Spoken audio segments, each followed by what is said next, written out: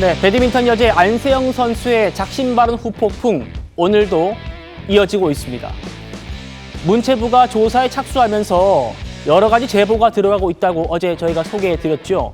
오늘은요, 안세영 선수가 직접 겪었던 부조리에 대한 이야기를 좀 해보려고 합니다. 지난 7년 동안 정말 많이 참고 살았다는 안세영 선수 목소리 먼저 들어보시죠. 7년 동안 되게 많은 걸 참고 살았던 것 같아요. 억누르면서 이 목표를 위해서. 근데 이 목표가 어떻게 보면 저 혼자 하는 게 아닌데 좀 아쉬운 부분들이 많이 있었죠. 근데 이 부분까지 보완이 된다면 저는 충분히 배드민턴이든 어떤 스포츠든 더 많은 발전을 이룰 수 있을 거라고 생각을 하고 있기 때문에 이야기는 한번 해보고 싶어요. 악착같이 달렸던 이유 중에 하나가 제 목소리에 힘이 좀 실렸으면 좋겠는 바람에 이렇게 정말 힘들게 바쁘게 살았었던 것 같습니다. 저도 어려서 그럴 수도 있는데 좀 되게 힘들더라고요. 진짜 그냥 모든 순간들이 너무 힘들었었어요. 안세영 선수 부모님의 얘기입니다. 안 선수가 2017년에 국가대표로 처음 발탁됐습니다. 그때가 중학교 3학년이었대요. 대표팀의 막내였기 때문에 선배들의 끊어진 라켓줄을 갈고 선배들 방 청소를 하고 일부 선배들은 빨래까지 시키더라. 잡일을 도맡아 했다 이겁니다. 최동원 평론가님, 요즘 군대도 아니래요. 근데 지금 7년 동안 막내 생활하면서 이걸 다 도맡아 했다는 겁니다. 예, 그렇습니다.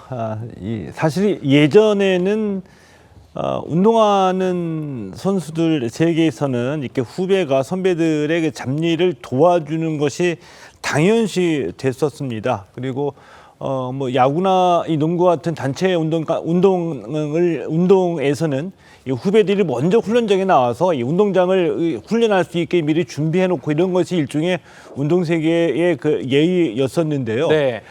분명히 인권 침해적인 요소가 있죠.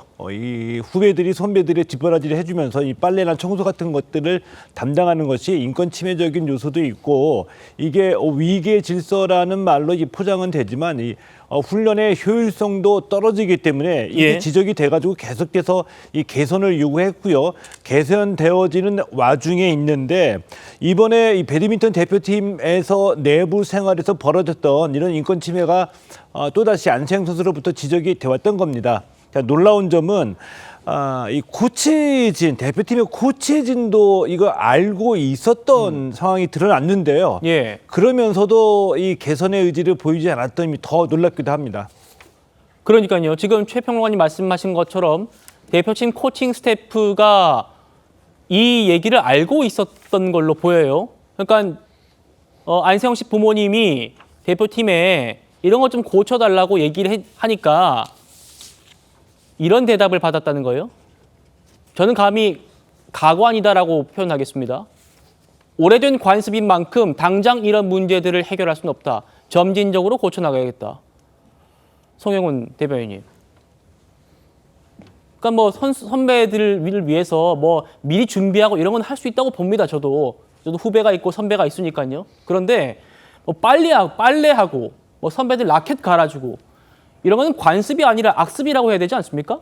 우리 군대에서의 악습을 끊지 못하던 시절을 보는 것 같은 그런 느낌을 줍니다. 군대에서도 이 구타를 하면서 나도 예전에 그렇게 맞고 군생활 했다면서 후임들에 대한 가혹행위를 정당화하는 그런 군인들이 과거에 있지 않았습니까? 요즘은 그래도 그런 것이 많이 좀 개선이 됐다고 봅니다만은 지금 배드민턴 협회도 이렇게 그 후배들에게 일종의 그 불필요한 부담을 전가하는 것이죠. 그런 악습이 있다면은 이걸 어떻게 끊어낼지를 고민을 하고 실천에 옮겨야지 당장 해결할 수 없다 이렇게 말하면 되겠습니까? 이건 선수들의 인권에도 문제가 되는 것이고 그다음에 경기력 향상에 있어서도 아무런 도움이 안 되지 않습니까? 군에서 우리가 그런 구타와 같은 가혹행위 악습이 있었던 것도 인권 차원에서도 문제지만 또 한편으로는 군 전력에도 무슨 도움이 됩니까? 마찬가지라고 봅니다. 배드민턴 협회가 대호각성해야 될 사안이 아닌가 싶습니다. 예.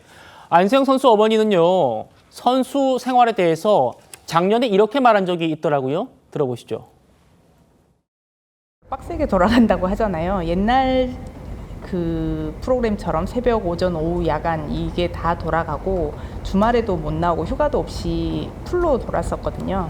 정말 이렇게 하루하루 후회 없는 시간을 보냈다고 할 정도로 세영이가 이제 아시안게임 올림픽 끝나고 나서 정말 하루도 안 쉬고 끝까지 이렇게 해내겠노라 한 적이 있었는데 진짜 선수촌에 들어가 있으면 본인 힘든 이야기를 하는 애가 아니고 참고 삭히는 스타일이다 보니까 연락도 많이 되지도 않고 한 2년쯤 하고 나서 나와가지고 그런 이야기 하더라고. 엄마 내가 선수촌에서 얼마나 바쁜 줄 아냐고. 안쓰럽고 짠하고 뭐 그 안에서 이제 혼자 너무 어린 나이부터 이렇게 독립적으로 생활하고 있는 게 제일 저는 마음 아픈 것 같아요.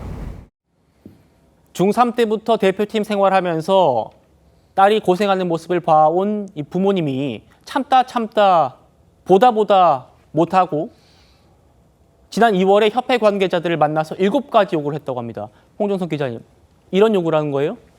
네, 그렇습니다. 사실 저는 안세영 선수가 그동안 많이 억눌렀다 참았다 하는 부분에 있어서 운동화의 불편함이나 아니면 내가 부상을 당했는데도 제대로 관리받지 못하거나 국제대회에 나갈 컨디션이 아닌데 억지로 나가야 했던 이런 것만 있는 줄 알았는데 네. 지금 우리가 생각하지도 못했던 뭐 선배들의 라켓을 갈고 빨래를 하고 청소를 하고 이런 일이 있었다. 그것도 중3이라고 하면 정말 10대 중반이에요. 그런 어린 나이부터 했다. 막내라는 이유로 이런 얘기가 나왔고 이걸 이제 부모님께는 조심스럽게 말씀을 드렸겠죠. 네. 그리고 사실은 안 선수가 지난 1월에 얘기를 했는데 이게 잘 소통이 안 되니까 부모님이 지난 2월에 다시 7가지 요구를 하신 겁니다. 그런데 방금 부모님 인터뷰 내용 보셨지만 이렇게 강하게 요구하시는 게 아니에요. 그냥 말씀을 보면 굉장히 일과 후에도 바쁘다고 했다. 안쓰럽다. 사실 그 바쁘다의 내용에 훈련으로 바쁘다가 아니라 이렇게 선배들 모시고 뒤치다거리 하느라고 바쁘다고는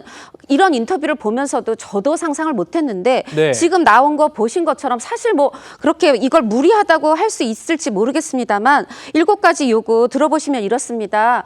일단 좀 1인실 배정해달라. 저는 이 1인실 배정 안에 1인실이 아니라 2인실이었을 때 어떤 행해야 되는 청소나 빨래 문제라든가 아니면 선배와의 관계에서 이런 힘듦으로 인해서 본인의 훈련 아니면 안정, 휴식 이런 것을 제대로 할 수 없기 때문에 본인 컨디션 관리가 안 돼서 이런 요구가 있었다는 생각이 들고 또 코치진과 직접 소통하게 해달라. 트레이너 간 트러블을 개선해달라. 그리고 선수촌 외부에서도 재활을 허락해달라. 그리고 이 운동화 얘기는 많이 나왔죠. 이 안세영 선수가 이 이제 운동화를 신었을 때 볼이 남아서 힘들었다는 거예요. 이런 부분 이거 좀 다른 운동화 신으면 안 되겠느냐. 네. 그리고 이제 항공 티켓 관련도 소속팀 삼성생명에서 비즈니스석을 구해준다고 해도 협회에서 공평성, 형평성 문제 때문에 되지 않는다 이렇게 얘기를 하니까 그렇다면은 어떤 업그레이드라도 가능한 이코노미석이라도 해주면 안 되냐.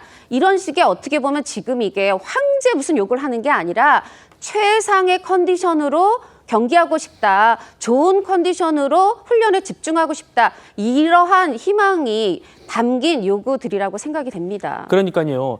그동안 안세영 선수가 어떤 요구를 했는지는 구체적으로 나온 적이 없었는데 이번에 이렇게 나온 거예요. 이승훈 변호사님. 협회에서는 안세영 선수의 요구를 거절하면서 특정 선수에게 특혜를 줄 수 없다라고 했다고 저는 보도를 봤는데 저는 그 얘기가 일견 타당한 면도 있다고 생각했거든요.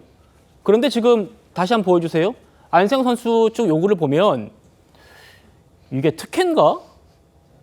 라는 생각도 들기도 합니다. 그렇죠. 뭐 우리가 어릴 때 군대를 갔을 때 뭐 선배들의 뭐 빨래를 준다라든가 방 청소를 2등병이나 1등병이 도맡아서 했다. 뭐 이런 얘기가 있었는데 지금은 군대에서도 하지 않을 거예요. 그런데 국가대표급 선수들이 운동하는 곳에서 아주 나이 어린 선수가 같이 입실에 있으면서 선배들의 빨래를 해주고 방 청소를 해준다라고 하는 걸 국민들이 좀 납득하기 어렵겠어요? 할 수 있겠습니까? 그리고 뭐 저건 특혜가 아니라 없어져야 될 일인데 점진적으로 개선하겠다라고 하는 것 자체가 저는 좀 개념이 굉장히 없어 보입니다. 그래서 저런 식으로 협회가 저 정도 수준도 관리하지 못할 거라고 한다면 선수들에게 협회 뭐 입소를 강요하면 안 되죠. 그냥 가정에서 하면서 협회가 지원해 주는 식으로 해야 되는 것이지 저런 식으로 선배들 거 빨리 하고 저런 것들도 못 고쳐주고 그리고 뭐 1인실이 있어야지 좀 편하지 않겠습니까? 그리고 굳이 협회가 경제적으로 힘들어서 비즈니스석을 못 끊어주면 이코노미석이라도 끊어주면 업그레이드가 됐을 때 자비로라도 가겠다는 거잖아요. 뭐 선수라고 하는 것들은 무릎이 아플 경우에는 이코노미석이 굉장히 불편할 수 있거든요. 그래서 좋은 경기력을 확보하기 위해서는 비즈니스를 타야 되는 게 맞는데 그런 걸 못 해준다고 한다면 선수가 알아서라도 할 수 있게끔 해줘야 되는데 마치 협회의 지시를 받지 않으면 안 되는 것처럼 그리고 그 협회의 지시를 받지 않았을 때는 불이익을 주고 대표팀에서 자격이 박탈될 것처럼 그런 위압감을 준다라고 한다면 선수 입장에서는 부당한 요구임에도 불구하고 따라갈 수밖에 없거든요. 예. 저런 부분은 뭐 저는 야당이 나서는 것보다도 빨리 정부에서 나서서 좀 해결을 해줘야 되지 않나. 야당이 나서면 또 더 해결이 안 될 수도 있으니까요. 최동호 평론가님 어떻게 바라보셨습니까? 7가지 요구 사항 중에도 네.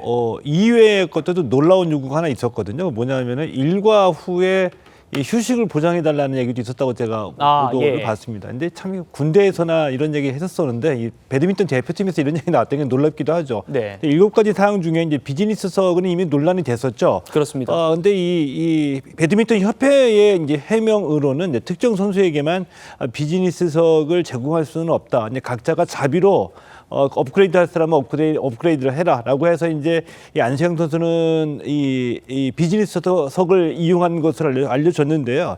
자, 그런데 이 7가지 내용을 보니까 일종의 저로서는 이제 스포츠계에 계속 있었던 저로서는 또 한 번 좌절을 겪게 됐다라고 봅니다. 뭐냐 하면 종목별로 차이는 있습니다. 그래서 일부 개선된 또 이 개선 와중에 있는 종목도 있는데요. 배드민턴 협회를 향해서 안세영 선수의 부모가 요구했던 저 7가지 사용의 이 분위기를 보면 한마디로 완전 그 과거 우리가 이제는 이런 이런 시대가 아니다라고 종지부를 찍었던 한국형 그래요. 집단 예. 그 일방적으로 그 복종과 명령과 복종에 의해서 마치 군대처럼 사육되어지는 운동 기계로 사육되어지는 엘리트 선수들의 이 현실을 보여준다고 지금 보거든요. 예. 배드민턴 협회가 특혜는 줄 수 없다라고 여태까지 해명해 온 것은 협회 입장에서 그들에게 유리한 이 해명만 해왔다라고 보고요.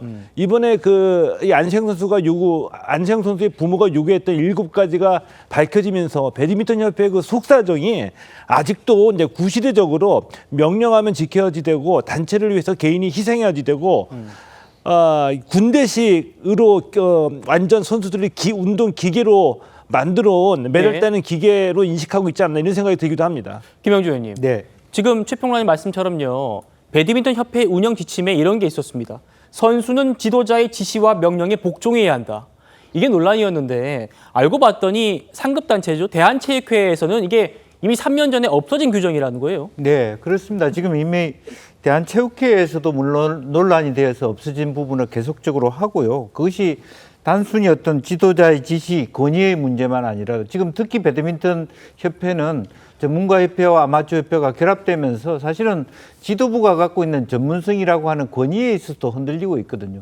이제 그런 의미에서 권위와 전문성을 결여한 지도자가 프로가 되는 세계 1등, 2등 하는 선수들한테 말도 안 되는 지시를 내리고 있을 때 이런 문제가 생길 수밖에 없다. 저는 그렇게 생각이 들고요. 예. 시대착오적인 어떤 또 여러 보도에 의하면 뭐 어떤 협회장의 태도의 문제도 있더라고요. 여러 가지 그런 부분에 있어서 위압적인 또 시키면 하라. 그리고 또 모든 제도 규정이 개개인 선수들이 선택할 수 있는 선택지가 하나도 없습니다. 그러니까 예. 신발부터 해서 하나의 스폰서십이 전체 모든 선수의 어떤 복장을 다 규정해내고 그것을 어기는 경우에는 대표 선수가 될 수 없는 거의 노예 계약과 같은 그런 것들이 유독 배드민턴 협회에 있다는 것을 한 번쯤 우리가 왜 그와 같은 아주 좋아야 된 금메달을 따는 순간에 안세영 선수가 폭탄 발언을 할 수밖에 없었는지를 한번 되새겨보는 시점이라고 보여집니다. 예. 모든 순간이 힘들었다는 안세영 선수. 안 선수를 일으켜준 응원군은 부모님이었습니다. 만나보시죠. 관중석에서 계속 할 수 있다, 안세요, 대한민국 이렇게 계속 나왔는데 다 듣고 계셨는데. 네, 다 들리죠. 이제 저희 부모님이 바로 정면에서 그렇게 해주시니까 같이 뛰고 있다는 마음으로. 네, 홍 기자님. 지금 뭐 보신 거 보면 이제 부모님이 유일한 응원군이었다. 어떻게 보면 협회랑도 얘기가 안 되고 어떤 본인의 트레이너 문제 이런 것들이 본인의 경기력 향상을 위해서 필요하다고 생각하는데 잘 소통이 되지 않는 부분, 또 선배들하고도 좋지만은 않았던 걸 미루어 짐작할 수 있는 부분도 있고요. 예. 그런데 지금 아까 그 규정 말씀하셨을 때 이게 1988년도에 서울 올림픽 앞두고 제정된 국가대표 훈련 관리 지침인데 이게 거의 체육업계에서는 헌법처럼 인식이 됐다 그래요. 아. 그런데 2018년에 이 쇼트트랙의 조재범 컵지 성폭행이 있었고 또 2020년에는 이 최숙현 선수가 이 이제 트라이애슬론 선수였죠. 이 어떤 선배들이라든가 코치 이런 사람들의 폭행을 견디다 못해서 스스로 생을 마감하고 이런 일이 있으면서 이 규정이 어떻게 바뀌었냐면 무조건적으로 이 감독 코치의 말에는 복종해야 된다가 아니라 선수의 경기력 향상에 도움이 되는 그러한 지시사항에만 따른다. 이렇게 바뀌었는데 이러한 것도 모르고 있었다. 그리고 지금 김태규 회장도 인터뷰에서 그런 게 있었어요? 몰랐습니다. 인터뷰를 했습니다. 예. 이런 아니라는 의식을 가지고 있으니까 그렇게 빨래하고 이런 부분에 대해서 문제 제기를 했을 때도 이거 오래된 관습이라서 이거 어떻게 당장 못 바꾼다. 지금 바꾸지 못하면 영원히 못 바꿉니다. 그렇습니다.